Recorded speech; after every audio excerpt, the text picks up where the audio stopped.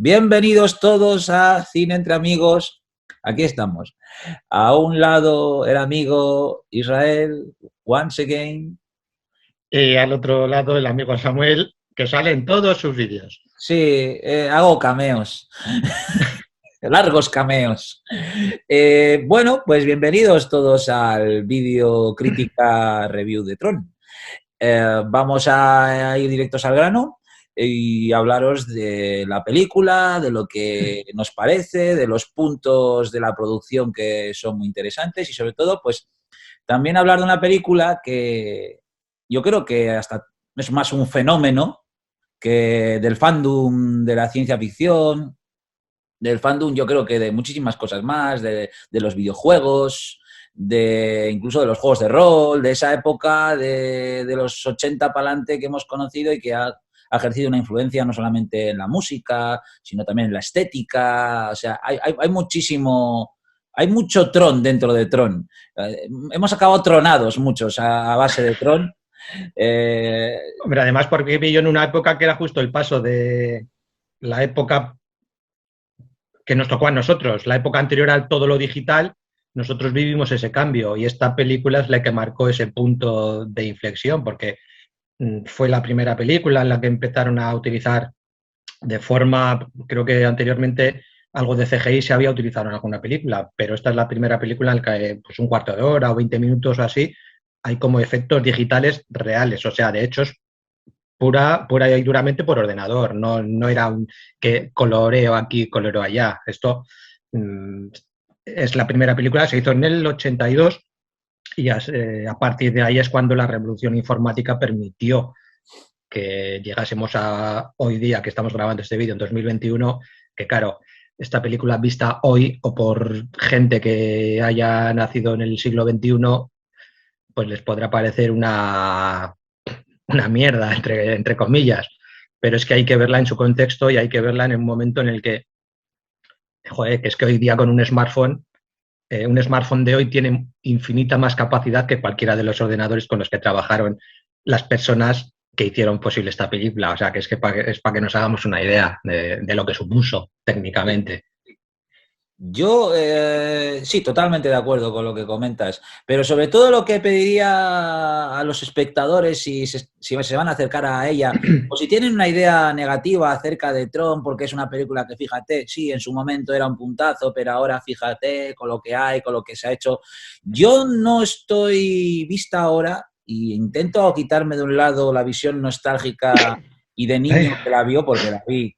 Yo la vi en el año 87, que es cuando se emitió por primera vez en televisión española, pero yo les pediría a los espectadores que se centren, como siempre, en la historia, en la estética y en la propuesta. Y para mí, claro, dicho que la película tiene un aspecto visual muy concreto, de una época muy concreta, y sin embargo, vista ahora, mantiene su contexto, porque no deja de ser fiel a lo que en el año 82 se podría hacer y ver. Es que, a Y es ver, como cuando digo yo, ves una película medieval, ¿no? Y no le voy a pedir a los carros de los bueyes que sean coches. que sea Fast and Furious.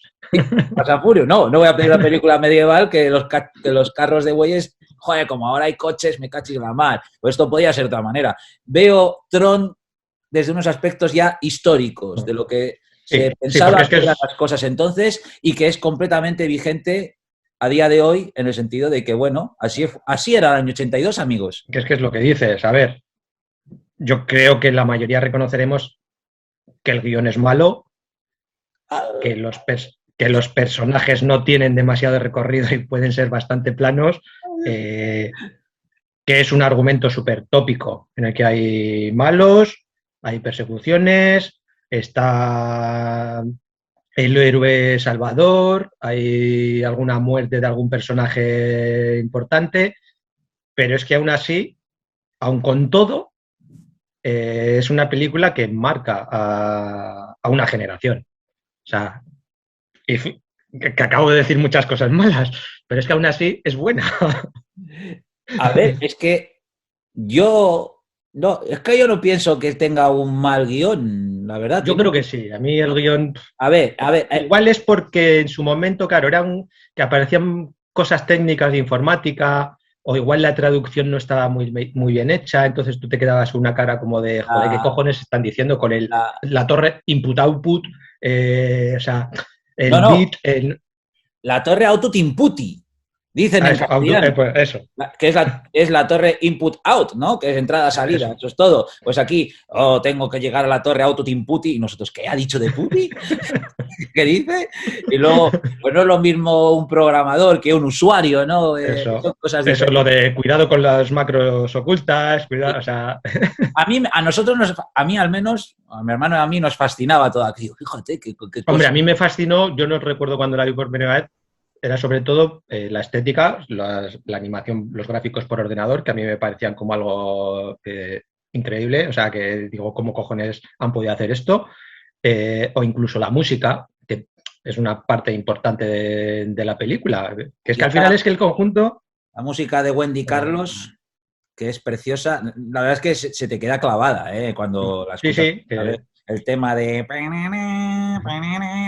Bueno, suena 200 veces en la película, pero es único, la verdad es que es único. Luego le doy un poco más de vueltas al tema de Wendy Carlos, que es... o Walter Carlos, como fue antes Walter. Sí, antes de... Se cambió de sexo. Que me voy. Yo creo que hay que ver esta película como yo digo que hay que verla. No, yo creo que es una fábula tecno. Es una fábula tecno de aquí. Es muy esquemático, nunca mejor dicho, y los personajes son arquetípicos.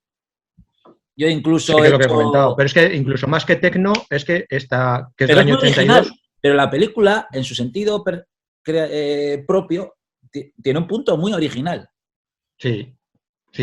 Y lo que te iba a decir, que está coincidiendo en el año 82, que entre otras muchas, que incluso de las que hemos hablado, se estrenó Blade Runner, que ya en su momento cuando hicimos el comentario comentamos que fue los inicios del cyberpunk.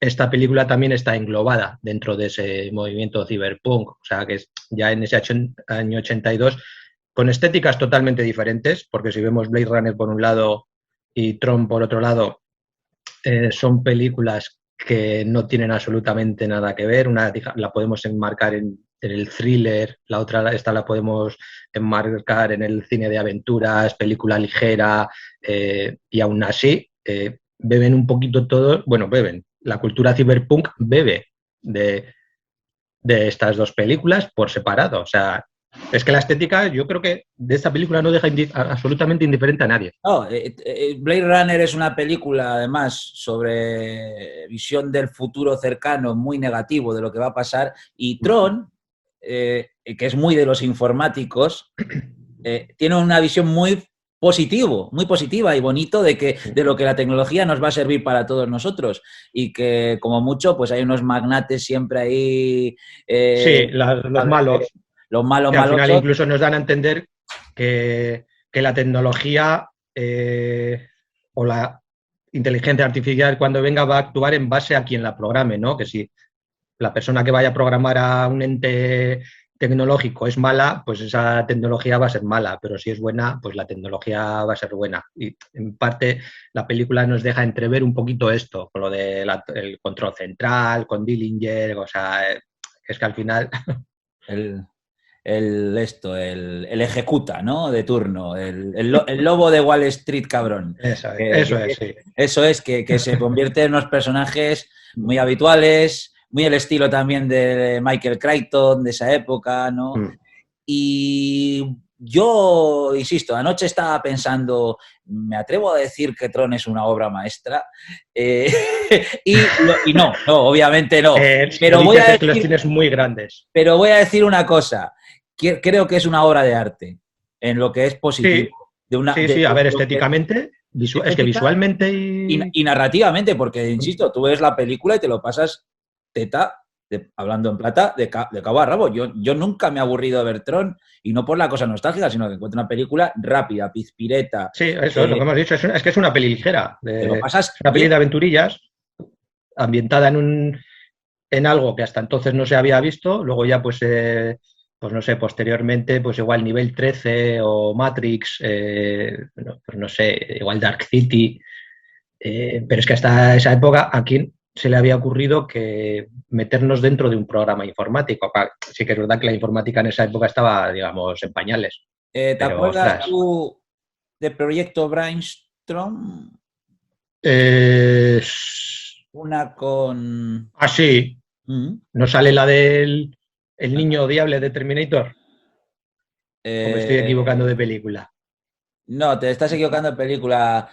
La que yo digo es con Natalie Wood No, no, y, no. Entonces no. y este, lo diré. Ay, Dios mío, esto me pasa por no tener las películas al lado. Ay, bueno, habrá un subtítulo por debajo que diga. Bueno, el de Edward Furlong yo creo que hizo otra. O Johnny Mnemonic, por ejemplo, que también Sí, te pero metes en incluso estoy un... hablando de películas muy de la época de los 80, que era proyecto. Lo diré, ay Dios mío, Christopher Walken. Christopher Vale, no. Walken construyen una máquina o un ordenador que te enchufas, te pones a ella y te metes dentro de ella y, por ejemplo, No sé. No. un tío se enchufaba en otro lado, se ponía a comer un pastelito, no sé qué, y el otro, enchufado desde el otro lado, podía sentir el sabor de lo que estaba comiendo el otro a través de ese ordenador que estaba, y al final pues sucede una movida que el tío acaba como medio conectado dentro del ordenador, ahí la deja una movida y hay como un rollo como de ciberespacio, los efectos eran de John Dijkstra. Y luego está, por ejemplo, juegos de guerra también, que planteaba tú también el dilema de la Sí, informática. tenías el tema de la informática también cercana en el tiempo, Sí, pero no metido dentro de un programa informático, sino, joder, exactamente. Juegos de Guerra también es una película que la he vuelto a ver hace poco y dentro de sus cositas a mí me sigo gustando. Sí, es que tiene también ese corte clásico. No era de Disney, pero muy Disney, ¿no? Y sin embargo, pues te hacía pensar, era emocionante, los personajes son muy sencillos, muy Pero tanta bueno, hablas de Disney, al final esta película llegó a manos de Disney después de llegar rebotada de infinidad de compañías que rechazaron el proyecto. Al Sí. final, a saber por qué la cogió Disney, pues es que no se sabe, porque es que encima la metió para hacer... Obviamente, hombre, yo siempre he pensado que si la cogió Disney era porque Disney se moría por tener un hit de ciencia ficción como Star Wars, como Star Trek tenía la Es Paramount, posible. como Warner tenía Superman, lo intentaron con El Abismo Negro y falló porque El Abismo Negro pues es una película pues que no está hecha para nadie, no, les costaba entender y yo creo realmente que Tron hubiera sido una gran película lanzadera de una especie de saga que luego se intentaría y se hizo, pero muchos años después, o una película de marketing con muñecos, con juguetes, con gorras, fue un evento también cuando se estrenó. Yo aquí, por ejemplo, una vez más, que tengo la revista Starlog, tengo varios, aquí tengo la portada de Starlog anunciando el estreno de Tron, que es muy, que te explica un poquito. Luego aquí el número un poco posterior de las películas hits del año 82. Hombre, es que el año Y 82, aquí, ya lo hemos aquí comentado, tenemos pues la review de Tron. que hemos hecho varias, es que el año Sí, sí. 82 fue, ahora tienes Es que Blade Blade Runner, Runner, Mad Max, La Cosa, ET, La Star Cosa, Trek 2, Star Trek 2, Conan, Poltergeist, Rambo. más, ¿no? Es que Conan, o sea, es que es el año. Que es que va a parecer Irónicamente, que tenemos fijación por el año 82, porque es que hemos pero hecho, además tú y yo hemos hecho es unas que cuantas el ya de año este año. 82 es el año de la ciencia ficción en el cine. Y A ver curiosamente si incluyeron una película hacemos, de Star Wars ese año, ¿eh? Pero bueno, sí, era esa era. a ver Era si hacemos, yo qué sé, ET o Oficial y Caballero, que es del aquí año 82 también. otra revista de Starlog anunciando lo que iba a ser el año 82 también. O sea, estaban como locos. Pero la crítica, por cierto, de la revista Starlog a Tron la ponían medio a parir, la estuve leyendo, y que decían, no es una mala película, pero la ponían como una dull movie, una película para A ver, niñitos. Disney la quiso hacer eh, una peli para niños, Un Star Wars. evidentemente, pero sí que es verdad que yo creo que en esta película hay muchas partes que un niño es imposible de entenderla, que la entienda más allá de las lucecitas y la musiquita. Sí. Porque todo el mensaje que tiene de fondo es que ya tienes que tener una cierta edad, una cierta capacidad de pensar como para saber por dónde van los tiros. Y un niño pues se va a quedar con lo superficial. Entonces igual, yo creo que Disney aquí se pasó un poquito de frenada y dejó de hacer las pelis estas de, pues que hacía, de la bruja novata, de las de Harvey y demás. Es que llevaban, los 70 fueron muy duros para Disney, pero durísimos, durísimos. No despuntaba prácticamente ninguna y había películas, por ejemplo, aquella de Robin Hood que hicieron de dibujos, pues, sí. Hostiazo, pues no. Bueno, es que incluso esta, que costó 17, 18 millones de dólares y recaudó más o menos el doble, es decir, en estándares de cine es fracaso. Total. Porque se dice que tiene que, para sacar beneficios te hay que recaudar el triple de lo que te gastas. Con lo cual, pues y sobre se pegó, todo, entre comillas, tal hostia Disney, que es que tardó como 10 años o así en volver a hacer una película real, o sea, que no fuese de animación. O sea, sí, sí, pero es que habían arrastrado el hostiazo del Abismo Negro, además, que fueron los 19 millones de dólares costando casi el doble de lo que costó la Guerra de las Galaxias. Pero es como en plan, tenemos pasta, tenemos dinero, ¿esto es cuestión de dinero? No, no siempre es cuestión de dinero. No. Pero al loro. Pero el fracaso de Tron es inmerecido. Porque yo creo que sí. Yo creo que pasábamos todos genial. Pero como tú dices, ¿para quién está destinado esta película?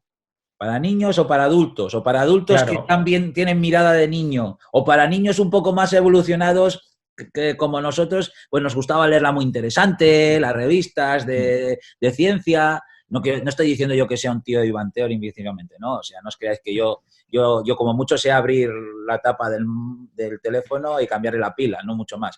Pero lo que quiero decir es que es una película un tanto selecta.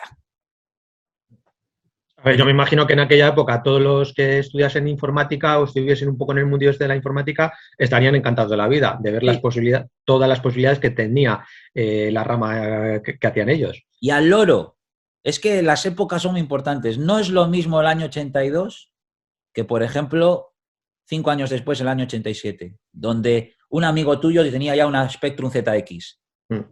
Y de repente, ¡ostras! Somos usuarios. Sí, que ya a nivel usuario, hacías a nivel de casa ya te podrías permitir, vamos, entre comillas, la hostia. Sí, claro. Y aquí, o sea, que es que para que nos hagamos una idea, los ordenadores creo que fueron 4 compañías las que trabajaron en el tema de los efectos digitales. Y básicamente fueron 2 de ellas las que hicieron casi toda la parte principal. Pues los ordenadores de estas 2 compañías tenían algo así como 300 megas de disco duro y 3 megas de memoria RAM. Y tiras. Es como, ¿qué es eso? O sea, por favor. Pues no es y consiguieron lo que consiguieron. Es súper meritorio, es increíble. Y luego la combinación, obviamente, de dibujos animados estilo clásico, pero con efectos especiales clásicos, pero hechos de manera que pareciese que estaban hechos por ordenador. Que es un poco esa combinación, ¿no? A ver qué se pintaba, o sea, que es que, sí. O sea, que luego lo que... O sea, por cada fotograma en el que aparecía un efecto digital, es decir, toda la parte en la que entran dentro del ordenador, necesitaban 10 minutos de procesado digital con los ordenadores, por cada uno de los fotogramas. O sea, pues si hemos dicho que hay 15 o 20 minutos, pues no sé, el tiempo que estarían ahí simplemente el ordenador haciendo cálculos. Hay muchísimas cosas que podemos contar acerca de la producción de la película, pero insisto, no me parece una mala película, me parece una película, me parece una buena película. Sí, a mí también, yo me entretengo cuando la veo. Y Tron sigue siendo Tron, hasta cierto punto, tiene su propia esencia, tiene su propio sabor, y eso siempre es muy importante, sobre todo en una época como la que vivimos ahora, en que parece que todo se parece, todas las películas se parecen las unas a las otras hasta cierto punto, parece que salen todas de la misma máquina de procesado, ¿no? Pero en aquella época todavía se buscaba la originalidad dentro de los patrones clásicos de la historia del héroe mitológico, que tiene que hacer la gran hazaña, que tiene a los personajes alrededor que le ayudan, que hay un malo maloso. Yo incluso De hecho, me ha divertido siempre el juego mental de comparar Star Wars con Tron, en donde tenemos rebeldes contra el Imperio. Tenemos un emperador que es el CCP, tenemos un Darth Vader que es el Sark, tenemos un medio Luke Skywalker y un medio Han Solo que se intercambian un poco los personajes. Tenemos la princesa Leia en el personaje esta de ¿cómo se llama? Yori. Hasta hay un R2 que sería el Beat que aparece un ratito. No tenemos cantina, es que al final... no tenemos cantina, pero hay un momento de programas raros estrafalarios con aspecto extraño. Los reconocedores, que son una especie de N volante, no podía ser también los TIE Fighter. Cuando van con las motos se llaman Oro 1, Oro 2 y Oro 3. Hay zonas laberínticas. La destrucción final no deja de ser, del ordenador, no deja de ser la estrella de la muerte, y que incluso hay que buscar la manera de poder destruirlo, y eso es la estrella de la muerte, eso es Star Wars. Y sustituyeron muy inteligentemente las espadas láser por los frisbees, que por cierto, tener un frisbee en aquella época ya era Tron. Sí, que es que lo cuentas así. O sea, dices, joder, una película en la que el arma principal es un frisbee. Y es como, ¿qué me estás contando? Sí, pero es que el arma secundaria es jugar a cestapunta. Que es como, ¿perdona? Pero no me digas que eso no es original. Joder, es la hostia. Ya. No me fastidies. Es que contrataron a un tío que era, o si no el mejor, uno de los mejores, pues no sé cómo se llamarán, a los que juegan o hacen el deporte de frisbee. Le contrataron para entrenar a los tíos, a los protagonistas. Que salían que luego dijeron que controlaban mogollón cuando acabaron la película. No, o sea, lo de los frisbee, nosotros todos flipados cuando jugábamos en el parque. ¡Tron! Mira, que a ti no te salía nada, porque yo cuando jugaba al frisbee con los amigos era como lo lanzabas y... No, ya uno aprendía, tienes un hermano mayor que te enseña que tienes que hacer así. Es como lo de... Joder, que hablando de frisbees, si el otro día vi El vuelo del navegante, que empieza también con frisbees. Sí, que parece un platillo volante.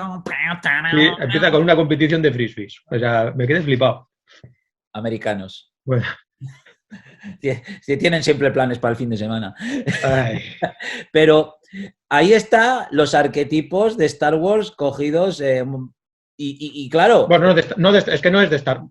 Sí, vale, es de Star Wars porque coincide más o menos en fechas, pero es que no es solo de Star Wars. Es el arquetipo de la película ligera de aventuras con los personajes de siempre a los que les voy a cambiar pues la época. Les voy a cambiar, pues en vez de una peli de piratas, pongo una peli del espacio, y en vez de una peli del espacio pongo una peli de la actualidad, pero que le meto en un programa informático. Y al final... Y funciona. Claro que funciona. Si se sigue haciendo, no va a funcionar. Sí, pero vamos, en este caso, lo que quiero decir es que era descarado lo que intentaba hacer. Sí, a ver, que tú te pones dos televisiones, pones dos pantallas a la vez con las dos películas iniciadas y es como, joder, ostras. Hay un momento, la nave de Sark, que es como una especie de... sí. Parece un portaaviones, algo así, pasa al lado de la cámara y eso es el destructor imperial, muy largo, un plano largo, lo mismo, pero que a mí no me importa, que a mí me encanta. Ojalá hubiera 20 películas así en mi infancia, puñetas, para pasármelo bien. Te lo pasas bien, joder. Y luego, pues bueno, yo siempre, pues esta película me recuerda un poco también a lo que se intentó con la estética de Planeta Prohibido, si la habéis visto, cuando el mundo de los Skrulls, el mundo de la gran máquina, todo eso. Quiero decir, que es como una estética diferente de lo que el futuro puede llegar uno a imaginar que será, el futuro cercano. Es una película que es muy de su época. Estaba aquella, la música de Jean-Michel Jarre, de Isao Tomita, ya sabéis, la sintetizador, lo que parecía que era... Sí, aquí utiliza mucho sintetizador, tanto analógico como digital, que era lo que se había puesto de moda en esa época. El láser, para mal. Las cosas de los láser, ¿no? Sí, todo lo de neones y cosas así, que bueno... el cómo fue rodado los actores, bueno, y las actrices, o sea, viendo los documentales de la película, es como, hostias, qué imaginación tuvieron a la hora de hacerlo, porque es que, o sea, vistieron a los pavos de blanco, ahora se haría todo con captura de movimiento, poniéndoles pelotitas verdes por el traje y demás y por ordenador, pero es que en aquella época que no existían todas estas cosas, les enfundo en un traje, te vete tú a saber, de un material elástico blanco, con un rotulador negro, o sea, que es que así tal cual, con un rotulador negro les pintaban líneas por el traje, así más o menos a cada uno diferentes, y esas líneas negras luego se grababa sobre un fondo negro, se positivaba el negativo para que cambiasen los colores, lo que estaba en blanco fuese negro y lo que estaba en negro fuese blanco, y todas las rayitas que tenían los tíos y las tías en los trajes, todo eso, trabajo de chinos, nunca mejor dicho, a pintar a mano. Trabajo chinos porque... Trabajo de chinos porque lo mandaron a Taiwán. O sea, pero todo eso, fotograma a fotograma, a pintarlo a mano. Sí. En azul, en rojo, en verde. Se dedicaba a una partecita. Tú te dedicas al dedo de este y en todos los fotogramas tú pintas el dedo de este. Y encima cada fotograma tenía no sé cuántas capas. Ahora pintamos la capa del traje, ahora pintamos la capa, la cara la tratamos aparte, pintamos el croma de fondo, o sea, pues yo qué sé, 4, 5, 6, 10 capas, no sé cuántas capas podía llegar a tener cada fotograma. Por eso decimos lo de trabajo de chinos, que es que porque lo mandaron a Taiwán, si no hubiese sido imposible que hubiesen terminado no en el año 82 o en el año 81 que se terminaría la película, hubiesen acabado en el 85, o sea, porque no les daba. Que bueno, luego los títulos de crédito, al final de la película, salen todos los taiwaneses que trabajaron, sí, salen con los ideogramas en chino, pero salen todos ahí y son un porrón. Son un porrón, sí. Y bueno, y esta película, recordar que se rodó en 70 milímetros en CinemaScope. Esa es una sacada de chorra, o sea... Sí, o sea, una pasada. Pero luego, además, toda la parte del mundo infográfico de ordenador, eso en VistaVision. En blanco y negro. O sea, para en VistaVision, porque era lo que mejor, y luego iba a cuadrar con el Super Panavision 70 milímetros. A mí me crea mucha nostalgia eso, porque lo que hacía mi hermano, que era copiar casetes, hacer casetes pirata, y luego fotocopiábamos la portada original de quien fuera, en blanco y negro, y luego con Rotu le poníamos colorines a la portada para que tuviera algo de color. Es que éramos así, que es que eran otros tiempos. Hablamos de tiempos de cassette, de coger para rebobinar a veces, coger, meterle el boli y darle vueltas a la cassette y escuchar. Es que en el 82... Y escuchar música técnica encima. No estaban ni los disquetes de 3,5, tío, no me fastidies. Nosotros no teníamos ordenador, no tuvimos ordenador. Bueno, yo no tenía ordenador ni por el forro. Pero vamos, que es que no estaban ni los disquetes, estaban eso, se hacía todo con cassettes conectados a una grabadora, se conectaba ahí yo por algún amigo que tenía, pero vamos.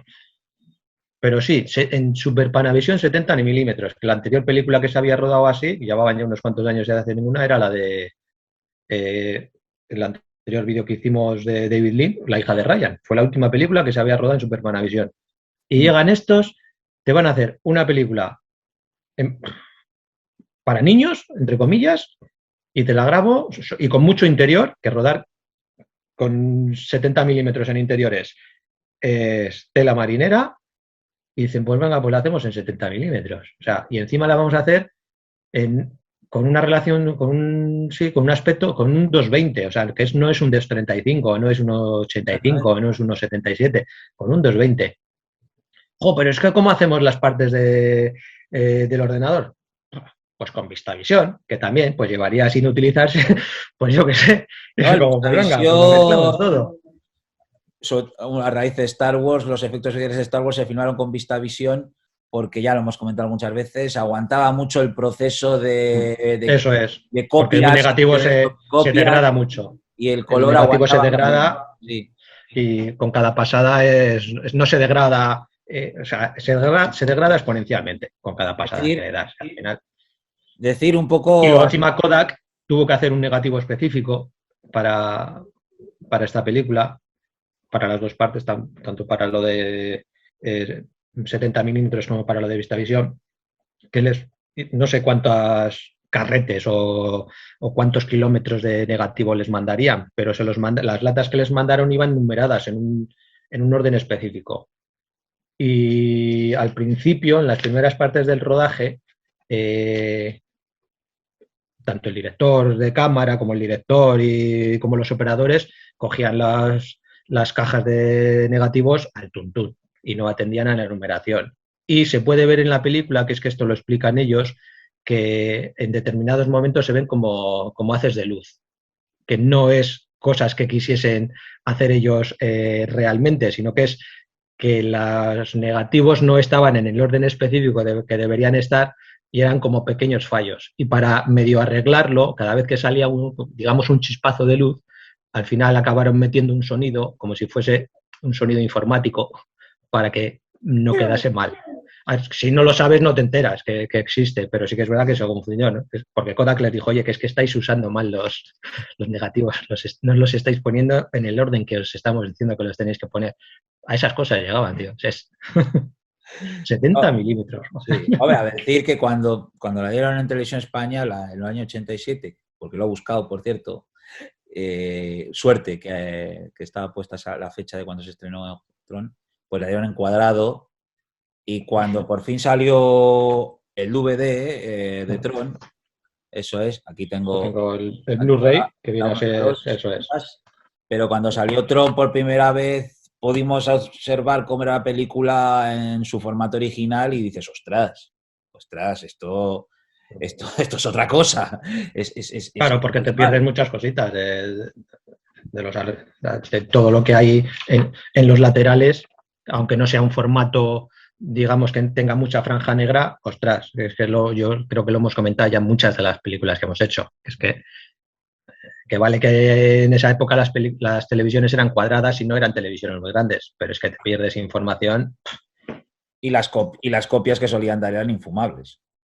O sea, cuando todo se mueve así, ya. O sea, tiembla la imagen, pero luego una vez que salió en Blu-ray Tron, o sea, ya la primera... no, vista en Blu-ray, que lo he visto estos días, ostras, me he hiper sorprendido gratamente de decir, joder, qué bien se ve, por Dios. Sí.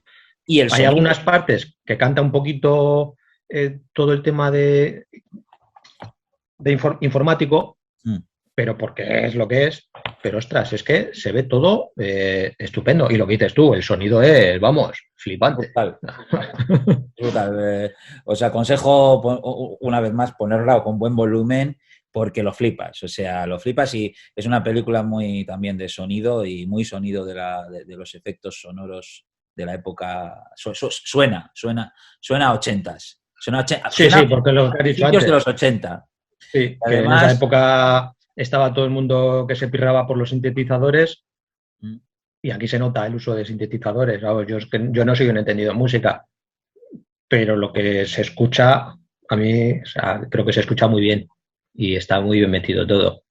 Wendy Carlos, si os interesa un poquito, o sea, fue más un compositor de obras propias, pero estuvo ligado sobre todo a Stanley Kubrick, naciendo un poco desde el proyecto de La Naranja Mecánica, donde sintetizó a Beethoven, más algunas cosas más, y después también colaboró en The Shining, ¿no? En El Resplandor. El Resplandor. También con el famoso Dies Irae que empieza ahí.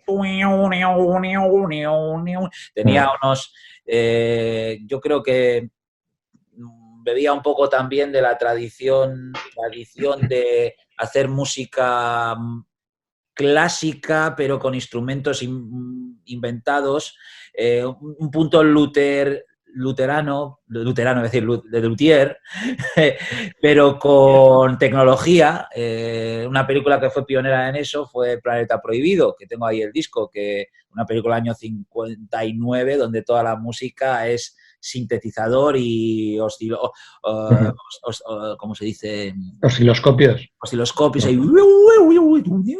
Pero Wendy Carlos hizo un trabajo mucho más apurado, mucho más fino, Y en origen le propusieron que él se encargase de los efectos sonoros también de la película, pero dijo, no os paséis, yo soy un compositor clásico, yo me dedico a hacer música barroca, pasando por los sintetizadores y esos instrumentos que él tenía, que probaba, y se quedó en eso, ¿no? Se quedó haciendo una banda sonora que, como he dicho antes, pues también es mítica. Es mítica. Yo no sé si Wendy Carlos seguiría mucho más con el cine. Yo creo que era una persona mucho más a su rollo, a lo que le pidiese en el momento.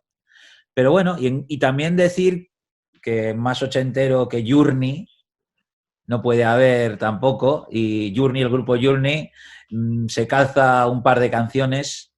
La que se oye, por ejemplo, en el local de Flynn, la de Only Solutions. No es que sea su mejor canción, pero si queréis saber quién es Journey, a lo mejor os acordáis de That's the way you need it, that's the way you want it, that's the way you win it.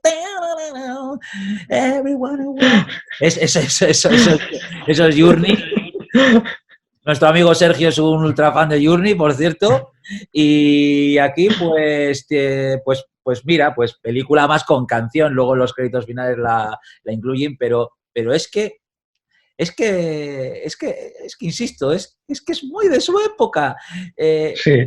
Una gran influencia de la película tendría para, por ejemplo, las salas estas de ciberjuegos, que vas con tu pistolita y te ponen un casco. Y el tema de los láseres. Al final... ¿Cómo se llaman? ¿Los ciberlásers o láser rooms? No sé, sí, que es como el paintball, pero en una sala. Eso es. Y siempre la estética, siempre muy Tron, porque el futuro es así. La verdad es que se ha mantenido un poco hasta cierto punto esa estética de si eres un guerrero del mundo cibertron, pues el rollo es muy Tron, ¿no? Y eso, y con todo, pues mira, pues aún así, pues es una película para mí muy emocionante siempre de ver, por lo que significa emocionalmente para mí y porque yo me meto muchísimo en la película, pero entiendo que esto es subjetivo siempre, completamente subjetivo, porque... Hombre, digo, pues como todas las películas, todo en general. A ti te puede encantar una película, un libro o... Sí, pero por ejemplo yo digo que a mí me gusta un montón Lawrence de Arabia y quedo muy bien. Y sí, toca... porque... pero si digo esto con Tron ya es cuestionado. Sí, una obra maestra. En cambio Tron, pues...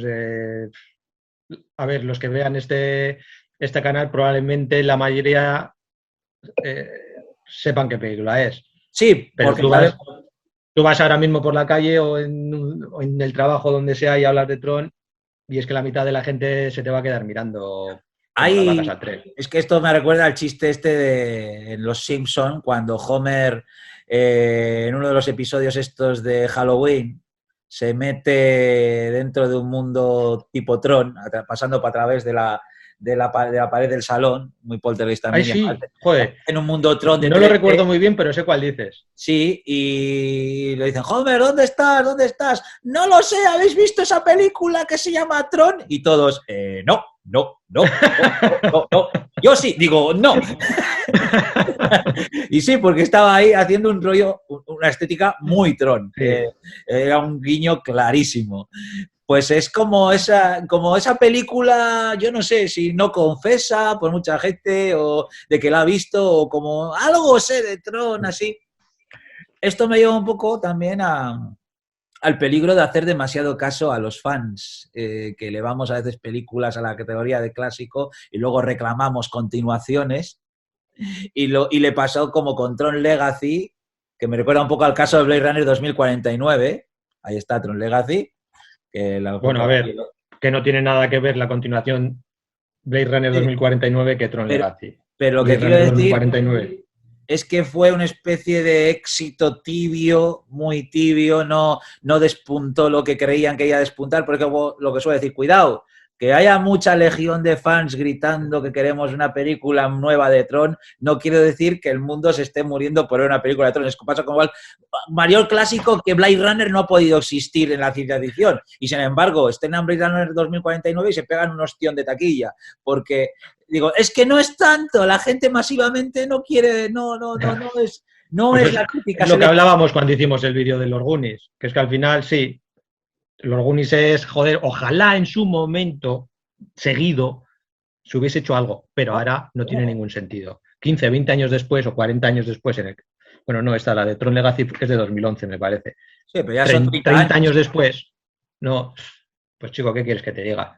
No, déjame disfrutar de los recuerdos que tengo yo en la cabeza. O sea, Tampoco es no, una mala película, Tron Legacy, pero no, a tampoco ver, es no, también extraordinaria. la he visto estos días, por recordar un poquito, incluso, no sé, la música está muy bien, la estética está muy bien, incluso la he visto en 3D, que te diferencian la parte del mundo real, te la ponen en 2D y la parte del mundo cibernético ya te la pasan a 3D, que no está mal el 3D, pero es que entre que todavía lo del rejuvenecimiento facial de los personajes estaba todavía un poquito en bragas y Jeff Bridges queda rejuvenecido, queda muy mal.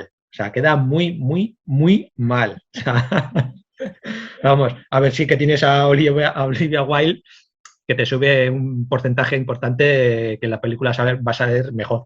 Porque Sí, sale Olivia Wilde, ya solo sale Olivia Wilde y ya está. te sube el porcentaje, sí. Pero luego el protagonista era, creo que es el que hizo el remake de Footloose. O sea, un actor que ha hecho el remake de Footloose, el remake de Tron, y yo no sé qué hizo más este Me chico. recuerda un poco al caso del protagonista de Pacific Rim, ¿no? Hombre, otro chico matado con cara de poca, de nada, que hace de personaje que reniega de su pasado o algo así, y que hay que convencerle para que vuelva, y es un action man, no sé. En ese sentido, mira, Pues por bueno. ejemplo, si algo me gusta de la primera película de Tron es que todo es muy inocente. Todo, no hay Que unas sí, que es muy pretensiones. limpio todo. Es muy Es que limpio. incluso El, la comparas con las pelis de ciencia ficción de esa época, que era peli de ciencia ficción que sacaban, peli de ciencia ficción que era sucia. Tenías Alien, Blade Runner, o sea, Star Wars, o sea, todo como una estética que estaba todo muy usado y muy sucio. sí, Y aquí, en cambio, es todo como pulcro, lo limpio. siguiente a limpio que es. O sea, es que no es limpísimo, es todavía más. O sea, que Mr. es que... Proper, Mr. Proper, Mr. Proper con los brillitos. Ting, ting. Pero no, lo que quiero decir es que es como, es que es adrede además, pero ejemplo, ¿cómo decirlo? Para que me entendáis. ¿Por qué el personaje de Flynn de la primera película, pues es un, dentro del mundo cibernético se desenvuelve muy bien? Porque es un usuario, porque ha creado los programas que está viendo y luego pues que es un crack jugando a los videojuegos. Y tú lo aceptas dentro de la inverosimilitud de todo.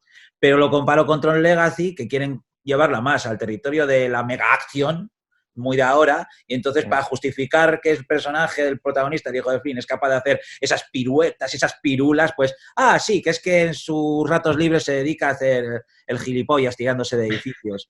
Y así podemos, con paracaídas, ¿no? Y así podemos justificar que es un action man, ¿no? Y es lo que quiero decir cuando por lo menos la primera película es fiel a su propia esencia.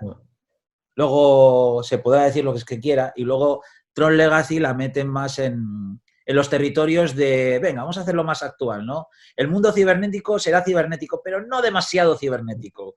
Con cosas más realistas, van a un bar donde los programas beben y juegan y se ríen y, y tú Sí, dices, pues más la estética Matrix. sí, diciendo, ¿por qué puñetas?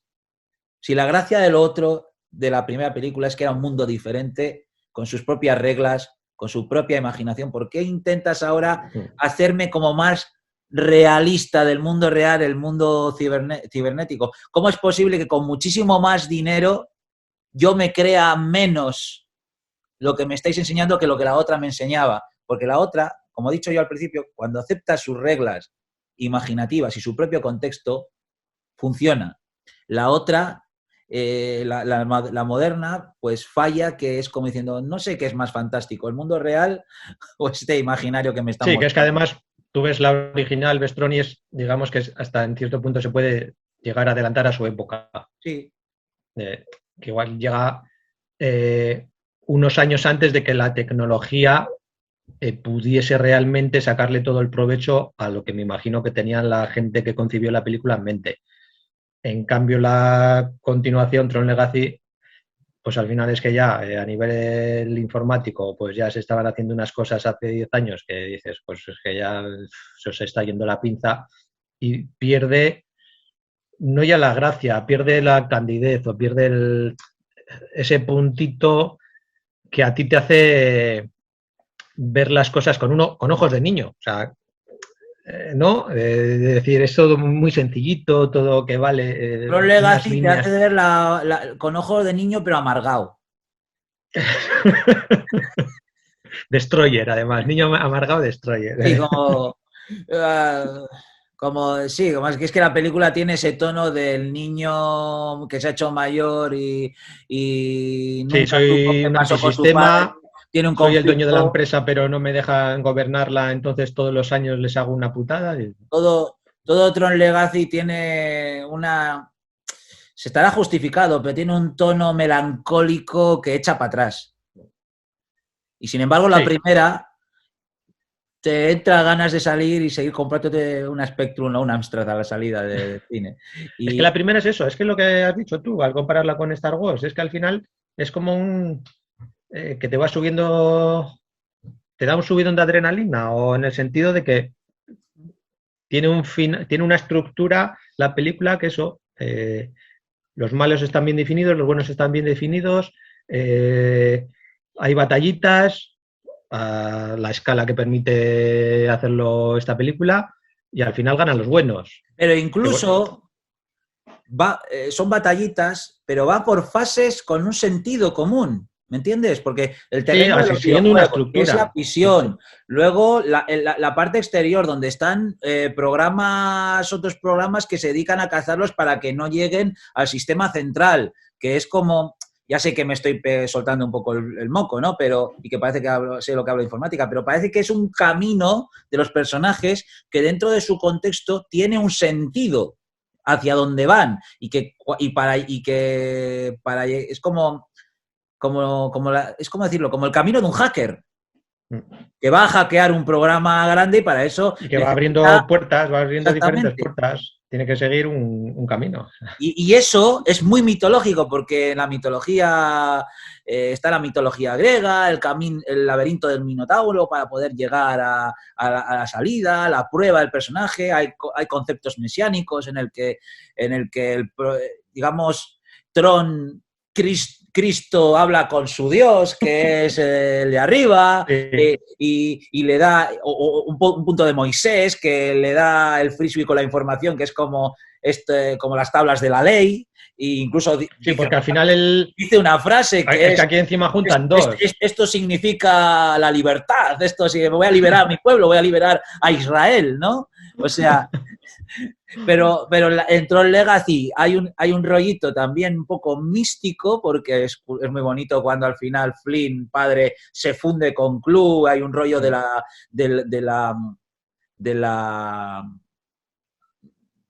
es también muy mitológico el concepto de... Ya verás. De la diada, es muy bonito, pero se hace la picha un lío porque el ejército de programas que comanda el club, que es malo, van a salir al mundo real a través de Dios sabe cómo puñetas un programa se hace ser corpóreo y sanguíneo, que me lo comenten, pero bueno, y es donde dices... ¿Por qué hay un bar? ¿Por qué hay un tío excéntrico interpretado por ¿cómo se llama? Charlie Sheen.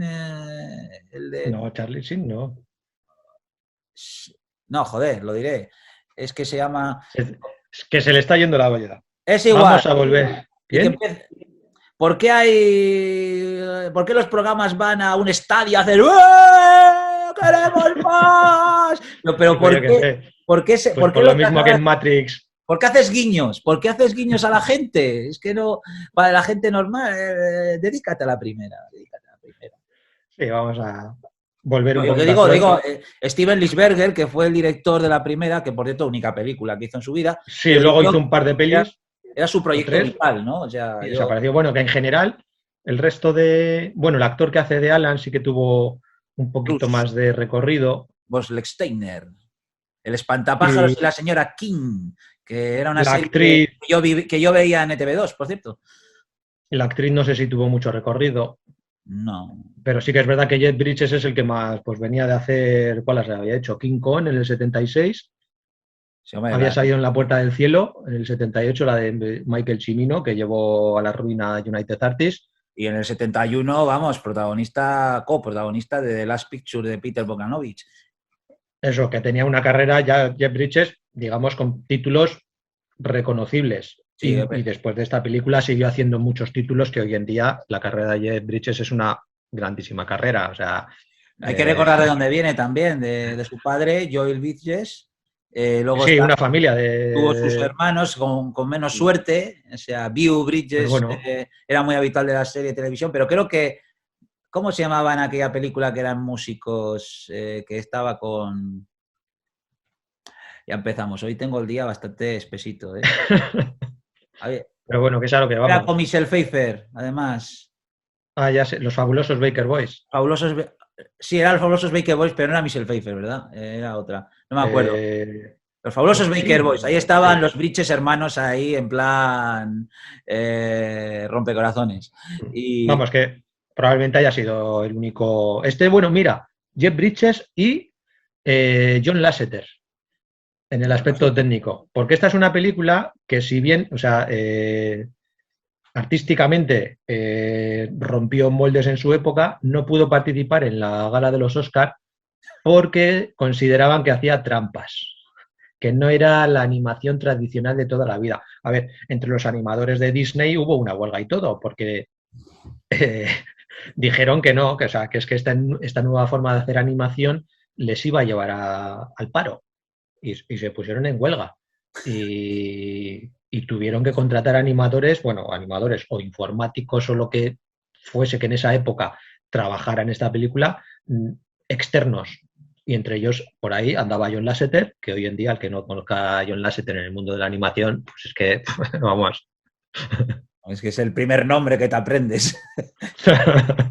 Porque es Pero sí, uno de les los acusaron de hacer trampa a la hora de los creadores de Oscars. Pixar, Animation, desde, bueno, Toy Story está dirigida por él ya directamente. O Sí, sea, que podemos decir que John Lasseter es y el que, vivió la evolución durante los 80 del eso mundo es del el que cine dio el digital. salto, el que dio Eso el es. salto de lo que era la animación en sus inicios, la animación por ordenador, Tú has a lo que mencionado es alguna hoy en día. vez la escena del secreto de la pirámide de la vidriera, que se sale del Uh-huh. cristal del Sí, el caballero, CGI. y eso ahí estaba John Lasseter metido, ahí estaban Es la cuando... primera escena realmente animada. Hubo, mira que lo he recordado antes, en Almas de Metal, la de Jules Briner, La de que Michael es el Bay. del 73 o 73, Sí. y la continuación el del 76 o por ahí, o el 78, bueno, de mediados de los 70. Ahí hay algún retoque de CGI, pero son retoques muy puntuales a la hora de ver las caras de los robots o ver así cosas, Sí, y pero creo que, por ejemplo, la amenaza de Andrómeda, también tiene... hay un momento en el que enseñan el interior del plano de cómo es la base militar donde están haciendo el tema, y hay un Uh-huh. plano que se ve como un dibujo 3D que da vueltas así de la estructura de la ¿Y de base. qué año es esa? ¿La amenaza de Pues es del Andrómeda? 70, No. 70, o sea, cuando todo lo que podías hacer era todavía con varitas y Uh-huh. varillas, ¿me entiendes? Y, por Luego, ejemplo, después de esta, en después de la Guerra de Tron, las Galaxias, los planos, cuando se ve cómo son lo de los planos para destruir la Estrella de la Muerte, que es lo famoso que tiene R2 ahí guardado y que luego lo muestran para ver cómo destruirla, es todo hecho con infografía y también ordenador. sí, esos Pero era lo que inicios. se podían permitir, ¿no? Varillas, barras que pasan así, van adelante, atrás y Sí, círculos. unos gráficos que eran solo líneas, o sea, que era un gráfico Exactamente. muy lineal, que era bidimensional prácticamente. Sí, que Y tú luego flipabas cuando con hacia atrás y adelante, pues eso tienes es. como sensación de como que avanzas, ¿no? Que te metes, Luego, pero después de esta de Tron, yo creo que igual el último Starfighter, que sí. también es de poquitos años después que esta, o no sé exactamente. Pero sí que es verdad que si en esta está muy bien en Tron, yo vista hoy en día el último Starfighter es como, joder, como cantan, Hombre, es que el último no sé, por Starfighter, ordenador. eh, Canta, Todo canta en los últimos TIE Fighters. Sí, vamos. Ya, se huele, o sea, yo creo que a lo mejor no lo habéis visto algunos, pero si lo habéis visto, es ochentera, pero Sí. pa' mal. A ver, vista hoy en dura, digo, vista hoy en día, a los que la habíamos visto en su época, que incluso yo, es que creo recordar hasta que del último Starfighter había una máquina de recreativa. Sí, O sea, ese rollo de y que el yo chaval jugaba creo recordar que juego. jugaba a esa máquina recreativa de pequeño. Si tú, Pero es que vista hoy en día, salvo que te recuerde que te vengan las joder, te saca una sonrisa, pero es mala. O sea, no, no hay manera de cogerla. es una película que aprovecha el momento, nada más. Sí, No sé hasta qué se punto sube tuvo a... éxito, pero bueno, las naves eran muy chulas, todo hay que decirlo. O sea, había un puntito Star Trek, Star Wars, pero la película hay un punto de relamido que es insoportable. O sea, de como diciendo, venga, por favor, o sea, me voy a dar doble sesión del último Starfighter y el vuelo del navegante y ya no puedo más, ya no puedo más, o sea, pero bueno, en el año 82 también en Star Trek 2, en la ira de Khan, pues hubo una secuencia en 3D muy popular hecha por Industrial Light and Magic, que también es que causó mucha sensación incluso por ordenador, pero claro, ahí como una vez más es como muy Star Wars, ¿no? Se está viendo una secuencia que es como una especie de muestra para los personajes para que vean un proceso y entonces tiene su propio contexto de mundo de ordenador, ¿no? En el que el proyecto Génesis se ve cómo llegaría al planeta muerto y lo regenera, pues eso se hizo en es que 3D. no sé si el encargado principal de los efectos especiales de esta de Tron, no sé si es el mismo que que el de Star Trek 2. O sea, que es que al Pues final, en aquella época es que tampoco había mucha gente, me imagino, ya, claro. que estuviese metida. Y si había 4, pues al final todas las películas de aquella época, pues dices, bueno, pues otra vez los 4 mismos, ¿no? La gente de Tron que estuvo trabajando con lo de los ordenadores es que acabaría en Pixar durante esa época, Sí, que al o es final, el principio de Pixar que empezó en los estudios de George Lucas. pero si es que incluso una de las empresas que Pixar era de contrataron George para hacer Lucas.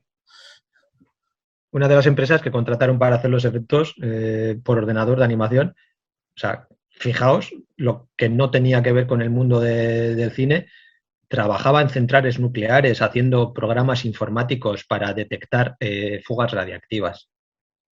Y Bueno, como tenían un programa que hacía no sé qué matemático de no sé qué rollos, pues les contrataron y dijeron, pues vale, pues vamos. Unos tíos que hacían mediciones nucleares. toquemos el tema estético, Oh, porque Moebius y Sid Mead. Moebius y Sid Mead, dos en uno, y además consiguieron cohesionar muy bien los dos estilos. Sí, queda todo muy, muy bien puesto. Moebius, Gerald Moebius, pues muchos lo conoceréis por sus cómics.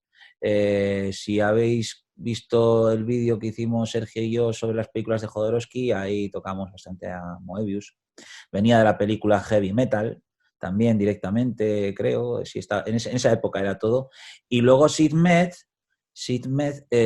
por cierto, Moebius trabajó en Alien, bien, y Sid Mead Sid Mead, pelis de empezaría Blade Runner. O sea, Star es que Trek, al la final, película Blade Runner, Desafío Total, Aliens, El Regreso, o sea, la nave de Aliens, El Regreso de los marines me recuerda muchísimo a la de Sark, por ejemplo, pero sí, muy parecida. Y la sí, estética de los vehículos, muy, muy suyo. Y la verdad es que es uno de esos inventores del futuro en el cine, ¿no? De lo que sería el sí, futuro de en el esa ingeniería futurista, que es industrial. una vez que sabes ya quién es bueno, quiénes son ambos, es que cuando ves una película de esa época dices, aunque no sepas que han trabajado ellos, dices, joder, es que esto es Torrezuma. 100%. Que además, especialmente en Sidmed, yo creo que influiría muchísimo en la estética real de la industria real, por ejemplo, del automóvil o de las motos. O Pues sea, probablemente, me imagino que aerodinámicamente o sí, sí. estéticamente, como dices tú, Sobre pues se todo fijaría porque bastante en estos modelos. a veces el cine para muchos ha sido el modelo de yo quiero un coche que parezca el de no sé qué, o sea, y dices, joder, esto, con esto lo flipas, ¿no? O sea, Las eh, motos, el diseño de las motos, de esa parte. ¿La moto de Akira es suya? No lo sé. Pues no sabría decirte, porque como los japoneses van un poco por separado, pues no sé decirte, pero sí que tiene mucha No, estética. pero sí trabajó en la película de Battle Seed Yamato, Sid Med también. Hombre, sí, mira, la tengo por ahí.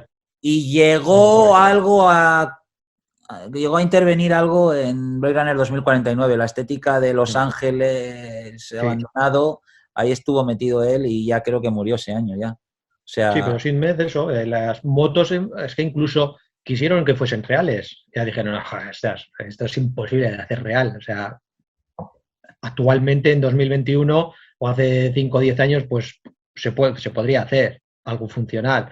Ahí tenemos el ejemplo de las pelis de Batman con el Batmóvil, que unos tronchacos de la hostia y bueno, y los han hecho funcionar.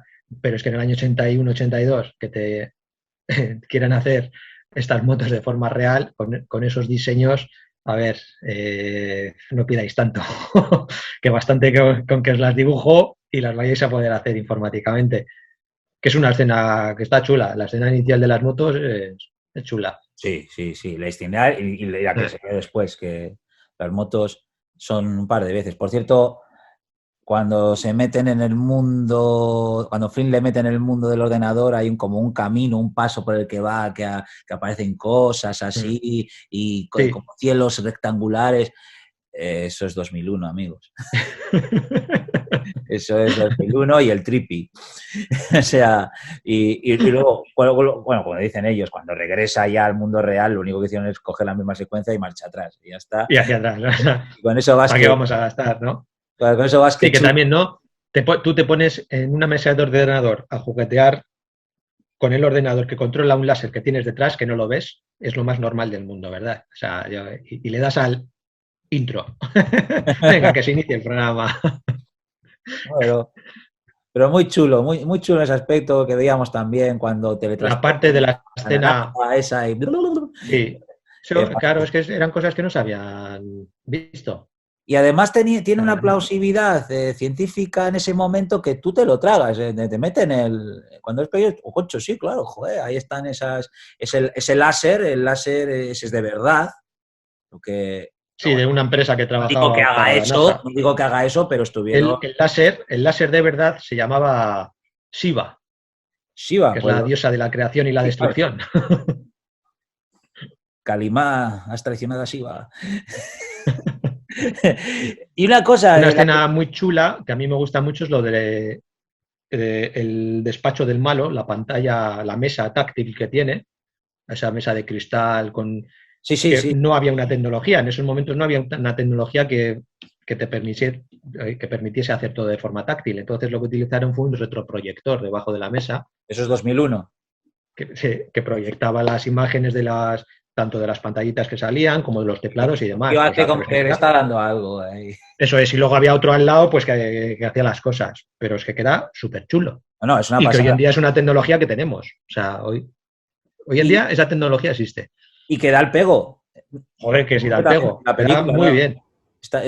Y además, una vez más, cuando dices, no, si lo simple y limpio es que queda estupendo, o sea, porque eso no ha envejecido eso, por decirlo de una manera. No, que hoy en día es lo que usamos habitualmente. Y con esas sencillez como cochos, y parece de Apple casi. De lo sencillo y memo que es. O sea... El papel del malo de Dillinger se lo ofrecieron, y volvemos a Lawrence de Arabia, a Peter O'Toole. Y que no te Peter O'Toole dijo que no. Dijo, no, que hostias, Peter O'Toole en una de estas dijo que quería hacer el papel de Tron. El de Tron. Y se puso a dar botes y a dar saltitos y a gritos ahí por la gente le miraba que me dice, toma, se ha chotado. Yo os hago Tron. Yo os hago Tron. Saca el frisbee. Pero es que David Warner no lo hemos mencionado, pero David Warner en aquella época era de los malos, de personaje malvado, de ponerte los huevos de corbata. Sí, el aspecto físico que tiene es que ya te da pie a que todas las pelis que le vayan a ofrecer sea el malo de la película. Aunque no sea un cabrón, va a ser el malo de la película. Yo por aquella época de David Warner me acuerdo paralelamente de la que hacía Jack el Destripador en Los pasajeros del tiempo, que hace un Jack el Destripador que da miedo solamente verle la cara. Y no es que haga una cosa muy... Que para dar miedo no hay que tampoco meterse 5.000 horas en una habitación como ya Joaquín Phoenix para que se le... o sea, David Warner con un gesto ya da miedo como, hola. Digo, ¡ah! Y aquella película de Los pasajeros del tiempo daba mucho miedo. Y aquí tiene una presencia, todo hay que decirlo, incluso llevando las churunfainas que lleva para hacer de Shark, que parezca como dices, un jugador de hockey neofuturista. Y sin embargo, el tío impone muy bien con las frases tópicas de malo maloso, pero impone más cuando es un ejecuta. Eso es. Bueno, luego la forma de cómo Flynn, o sea, cómo Jeff Bridges consigue esa supuesta prueba de que él es el creador de los videojuegos, con lo cual han robado la idea, no sé. O sea, tú imprimes una cosa en una impresora de las de la época, o sea, porque para el que no conozca las impresoras de la época, que eran de estas... Impresora de agujas, impresora de agujas. Que hacían un ruido infernal, o sea, el ruido que tengáis ahora de las impresoras no es nada comparado con lo que hacían en aquella época. Pues eso, imprime una cosa en un papel, ¿ya? Pues Kevin Flynn, creador original. ¡Hala! ¿Y eso es una prueba? O sea, no me fastidies. Hombre, supongo que eso estará dentro del ordenador central. A ver, sí, pero joder, saca el papel como si fuese... Pero es que así se explica rápido. Y pasamos a la siguiente escena, que aparece en el helicóptero ya vestido de ejecutivo, los otros se han vestido más modernetes, es como más bonito, es de día. Mira, hablas del helicóptero, es súper chula la escena del helicóptero nocturna, sí, con los neones rojos, es súper chula. Dibujado también a mano. Sí. Sí, y además muy bien, porque el efecto de las hélices está muy bien. Esa me gusta mogollón. Y hablando de ese skyline final de Los Ángeles, cuando acaba la película y surge la música del tema de Tron, muy bonito, y vemos a cámara rápida cómo se va haciendo de noche y cómo van todos los coches rápidos. A mí me ha encantado siempre porque es muy adrede, pero es muy simbólico de hacer ver que nosotros también vivimos en un mundo que también tiene sus reglas... Sus reglas técnicas, ¿no? Aunque parezcamos humanos y parecemos humanos y que vivimos un mundo mucho más libre, en realidad estamos dentro de una maquinaria. Sí, que es una mezcla una imagen de si fuese el mundo real con ese mundo tecnológico, que las calles creo que es Los Ángeles. Sí, eso es Los Ángeles. Sí, Los Ángeles. Los Ángeles, que es todo como cuadrículas casi perfectas, pues digamos que se te asemejan a los chips, a cómo están puestos en una placa base. Y los coches yendo rápido por las autopistas. Eso es como pasa toda a velocidad rápida, de luz. Como si fuese, eso es, haces de información, que es que al final hace como una mezcla ahí, lo plasma y luego ya... Esa escena a mí también me gusta un montón. No, es que es una buena película. Es que sí. Y sobre todo, mira... Otro punto que le hace ganar también un porcentaje alto es, joder, no sé si te has dado cuenta, espero que sí, donde trabaja Alan, sí, en la vida real. Clatu Baradanito. Ahí va yo. Sí. Que es que para que sea un poco menos friki. A ver, eso además me di cuenta cuando por fin pude verla en Cinemascope. Es que a eso iba, tío, que es que no sale, tío, la ves encuadrada y no te sale la frase, porque no la encuadran bien. Pues explícalo. Es una frase de Klaatu Barada Nikto, que sale en Ultimátum a la Tierra, que es la frase con la que el robot se desactiva para evitar la destrucción de la humanidad. Y hacen un guiño muy friki en esta película. Sí. Otro guiño a películas. Otro guiño hay en el momento en la nave espacial de Sark, en el puente de mando, en esa pantalla gigante que hay infográfica con caminitos, que está el mapa del CCP y todo eso. Hay un momento en el que se ve un Pac-Man. Es verdad, sí. Y además haciendo... O sea... Es como, joder, aquí a los primeros huevos de Pascua, los primeros easter eggs, es que es muy friki. Es que esta película está hecha por nuestros buenos amigos frikis que tenemos nuestros... ¿Quieres ver algo súper mega friki de una de las personas más frikis que conozco? A ver si te suena esto de algo.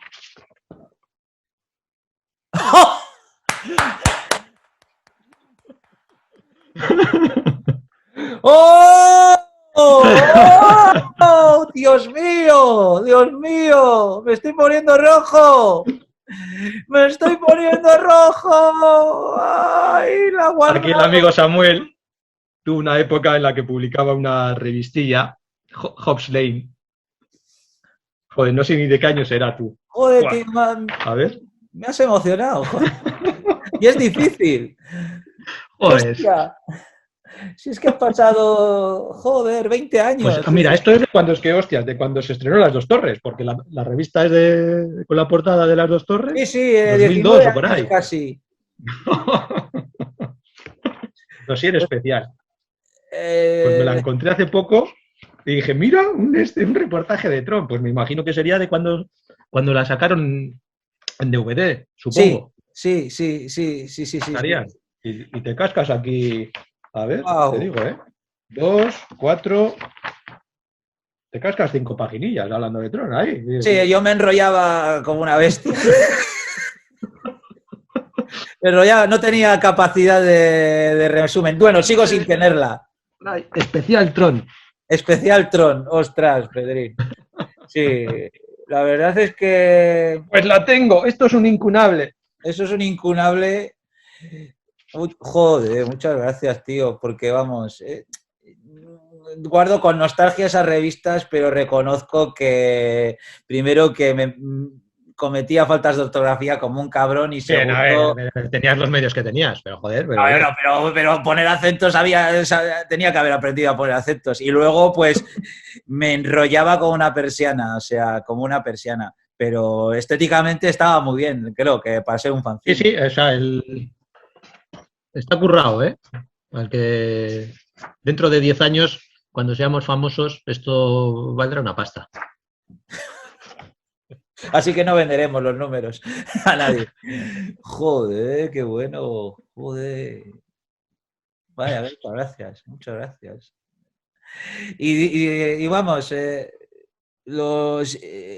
ahora visto atrás, o sea, tengo formas de valorar Tron muchísimo más amplias que las que tenía entonces, la verdad. Y eso yo creo que es gracias a estas películas que están hechas con bastante corazón, yo creo. ¿No? Sí, yo creo que está así. Sí. Que no son películas en plan, vamos a sacar la pasta. A ver, tenía presupuesto. Sí. Tenían presupuesto, pero sí que es verdad que yo creo que las ganas que le puso la gente a la hora de hacer esta película, exceden con mucho lo que el presupuesto hubiese dado de sí.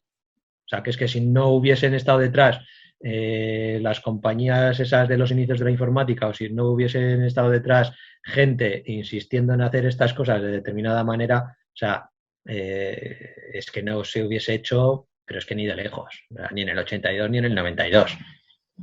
No, digamos que los grandes estudios en aquella época que vieron el filón de la ciencia ficción y la fantasía confiaron en las nuevas generaciones que tenían su propia voz y digamos, venga, tened los millones y haced aquello que hizo el barbudo ese Lucas.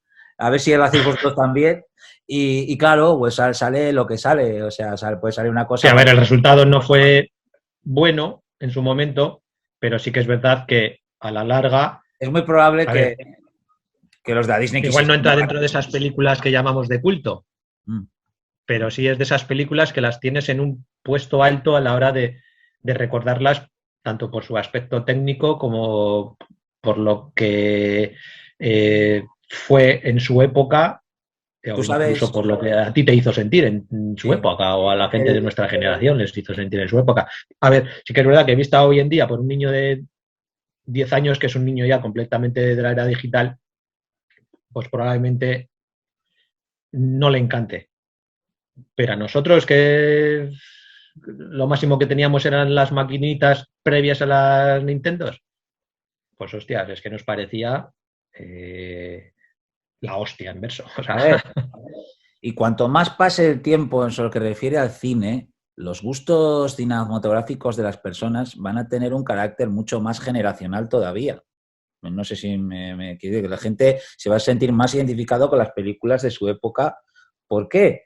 Porque son las que se le acercan a él, lo que se entiende, y hace falta meterse muy, muy dentro de lo que es de la cinefilia para, por ejemplo, admirar una película hace 60 años, hace 70 años. Con la música le pasa lo mismo. Hombre, no podemos, por poner un ejemplo, me pongo muy al estilo de mi padre, no podemos juzgar una música, una tocata o una fuga de Bach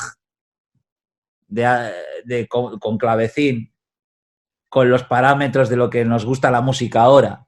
¡Ah, vaya puta mierda! Porque es una cosa que yo... Bueno, pero es que tiene su propia esencia, su propia cosa, y si quieres, métete en ello y podrás descubrir las lindezas e incluso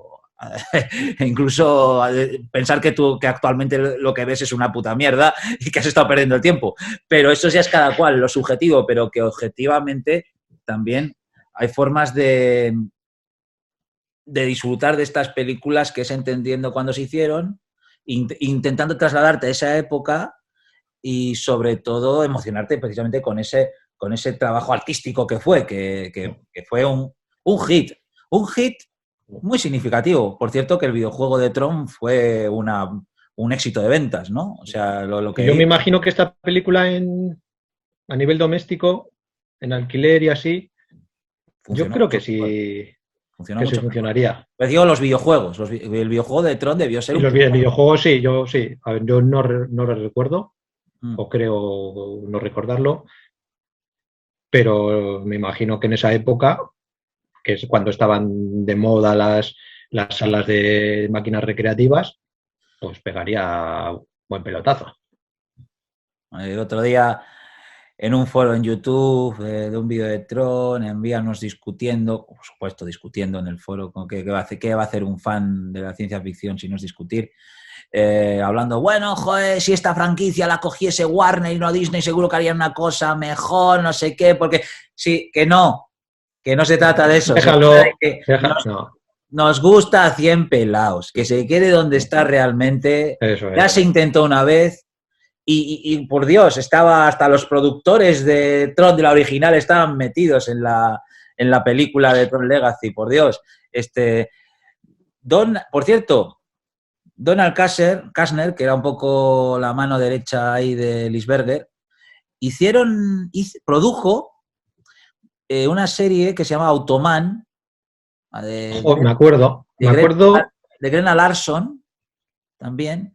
Y Automan era un personaje que salía de un ordenador, se materializaba en el aire, ahí, como quien dice, y la estética del personaje era Tron, básicamente Tron. Y utilizaron, vamos, las mismas técnicas de efectos especiales de esto, Hombre, al final estos crearían escuela. Porque... Sí, no, estaba producida por Donald Kastner, que era el productor de Tron, que es poco como... Mira, ahí se ve del resultado de la semillita directa de Tron en aquella serie que duró una temporada, nada más, porque debía ser carísimo también, porque una vez más había que procesar el personaje igual que con Tron, dibujar plano a plano, no sé qué, la serie costaba un dineral simplemente por eso, ¿no? Pero ahí está un poco... ahí está, os pondré unas imágenes aquí para que veáis un poquito, pero Automan, que no es que sea un hombre que fuera en un coche, ¿de acuerdo? No, que es que era un hombre, un ser cibernético, pero autónomo, ¿no? O sea, y podía cambiarse, crear un coche de la nada, futurista, que ahí también con tubos de neón, todo así, y tenía además un beat que se paseaba, que era como en plan mascota, igual que el beat de sí, Tron. O sea, pero muy, muy curioso lo de Automan. Eso lo descubrí hace un par de años y me dije, cocho, qué bonito. Bueno, yo creo ya se nos está yendo esto un poco... Bueno, los últimos 20 minutos son así siempre. Sí, yo creo que... Está muy bien. Todo lo que tenía que decir, ya lo he dicho. Espero que volváis a ver, o sea, los que en su momento visteis Tron y hace muchísimo tiempo que no la veis y no os animáis a verla porque pensáis que no que va a ser una mierda, vedla. O sea, de verdad que, a ver, no vais a salir encantadísimos de la vida, pero lo vais a disfrutar y vais a salir con una sonrisita. Amigos, esto del cine cada vez se parecerá más a escuchar música, ¿de acuerdo? No importa si es con violín o si es con un sintetizador. Lo importante es el sentimiento que produce. Oh, ya se pone aquí intensito. Claro que me pongo intensito, cocho. Me has puesto intensito sacándome la revista, joder. ¡Wow! Casi una lagrimita. La llevaré un día para que me la autografíes. Pero si me vas a tener para todo el resto de tu vida, ¿qué me estás diciendo? Ya, pero luego la vendo por... Costó 2 euros, luego la vendo por 2,50. 2 euros, joder, ya estaba ahí sacando la pasta a la gente. Joder, puto carero de mierda, tío. Carero, por una revista en blanco y negro. Buenas fotocopias. Muchísimas gracias a todos y volveremos por estos lares. Hasta pronto. Hasta la próxima. Muy bien.